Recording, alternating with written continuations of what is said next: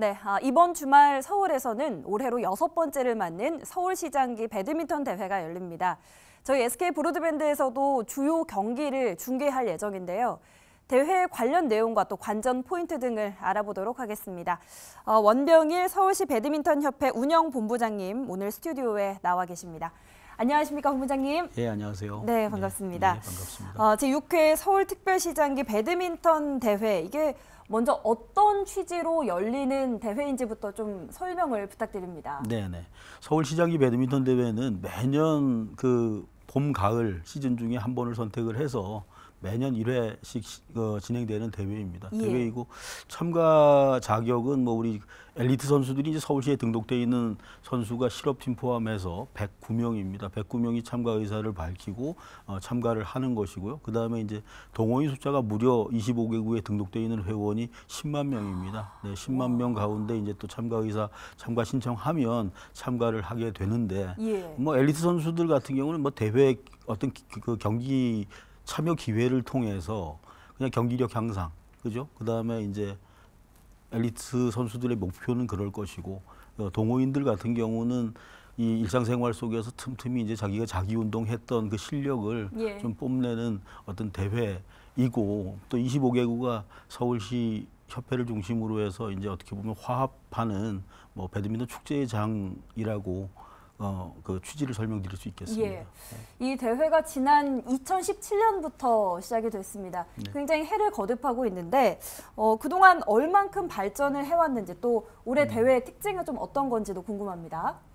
2017년부터 이제 시작이 됐는데 뭐 그 이전에는 이제 연합회 체계에서 동호인 순수 대회가 열리기도 했습니다. 그런데 예. 이제 어쨌든 2017년을 기준으로 지금 6회까지를 보면 이제 그 외형적인 규모의 발전을 먼저 말씀드릴 수 있겠어요. 일단 회원 수만 보더라도 이제 그 2017년과 지금 현재를 비교하면 무려 한 3배 이상의 이제 그 동호인 숫자, 등록 회원 숫자가 늘어났다는 점을 통면 확인이 될 수가 있겠고, 예.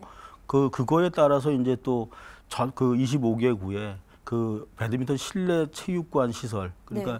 어떻게 보면 시설 인프라가 상당히 확대돼 있고 뭐 아주 발전된 모습을 확인할 수 있는 거라고 볼 수가 있겠습니다. 예. 네네. 뭐 회원 수라든지 시설 인프라라든지 네. 해를 거듭할수록 또 규모가 굉장히 커지고 있는 것을 확인을 할 네. 수가 있습니다. 네네.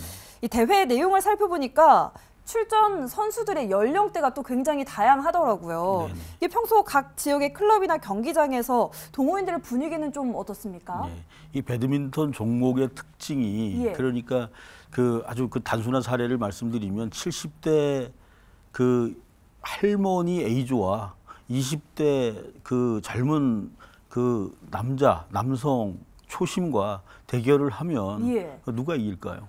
당연히 좀 20대 남성 그렇게 회원님께서 당연히 이기실 것 그죠. 같은데. 그런데 이제 이 게임에서 70대 A조 할머니가 이기는 게임을 볼 수가 있습니다. 예. 그러다 보니까 이게 그 배드민턴 특성 자체가 그 어떻게 보면 전 연령대가 함께 어우러질 수 있는 그 어떻게 보면 유일한 종목이라고 할 수도 있겠죠. 예. 그러다 보니까 완전히 그 25개구에 있는 소속되어 있는 클럽에 소규모 클럽을 가보면 정말 다양한 성격의 소유자들이 구성하고 있는 클럽이면서도 거기에 이제 이 사람들이 이제 잘 배려하고 조화를 이뤄가면서 이제 클럽이 유지가 되려고 그러니까 예. 분위기가 정말 그 자식 많은 가족 분위기, 예, 따뜻한 분위기를 현장 가면 느낄 수 있습니다. 예. 네. 말씀하시는 걸 듣고 보니까 이게 결과를 예측을 할 수가 없다는 게 또 배드민턴의 매력인 네, 것 같고요. 그렇죠. 또 한 가지가 이게 배드민턴의 매력이 도급수에도 있다고 알고 있습니다. 네. 급수가 굉장히 많다고 알고 있는데 이게 사실 일반인들의 입장에서는 조금 생소한 부분이거든요. 네. 이 부분도 좀 한번 설명을 해주실 수 있을까요? 배드민턴 급수가 이제 초심부터 해서 이제 그 D조, B조, C조, A조, 그다음에 이제 최강조 이제 대체로 이렇게 구성이 되어 있습니다. 예. 그러면 그 처음 라켓을 잡아서 그 배드민턴 콕을 맞춰가면서 이렇게 조금 자신감이 생겼다 그러면 대회에 참가하려고 하는 의욕이 생겼어요. 그래서 참가하겠다 이렇게 되면 그 초심자로 참가를 하는 겁니다. 그 초심자에 참가해서 이제 24개 팀이 소위 참가를 했다. 그러면 이제 준결승까지 간 이제 금메달, 은메달, 동메달 입상자까지가 이제 승급이 됩니다. 승급이 되면 이제 D조가 되는 거고요. 똑같은 과정을 통해서 이제 D조에서 C조가 되고 C조, B조, A조 이렇게 이제 가는 과정이 이제 그 급수라고 보면 되겠습니다. 예. 네네. 등급을 또 올라가는 재미도 있을 것 같고 성취감도 있을 것 같습니다. 성취감도 있고 재미도 있긴 한데 이 예. 배드민턴 이게 그 동그란 공이 아니라 예. 콕이란 말이죠. 콕의 모양도 좀 독특하고 깃털도 있고 그래서 이거에 대한 이해가 쉽지가 않아요. 그러다 보니까 그 과거에 뭐 예능 프로그램에서 했던 예. 우리 동네 예체능 프로그램이 배드민턴 종목을 선택해서 시도했다가 그 중도에 이건 도저히 안 되겠다 해서 중도에 어쨌든 그만 중단됐던 어떤 그런 종목이기도 합니다. 그러니까 예. 그 쉽지 않은 뭐 또 종목이라고 볼 수도 있겠죠. 네. 본부장님의 말씀을 듣고 보니까 배드민턴이 정말 매력적인 그런 운동이구나를 참 잘 알 수 있었습니다. 끝으로 시청자 여러분들께 이번 대회 어떻게 잘 운영하실지 한 말씀 부탁드립니다. 네, 아까 처음 질문에 발전 상황에 대한 질문을 하셨잖아요. 예. 그런데 지금 뭐 요즘 소위 뭐 디지털 그다음에 IT 시대 이렇게 얘기하잖아요. 그래서 저희가 이번에 동호인 대회로서는 처음으로 시도하는 것이 바로 이 결승전 중계입니다.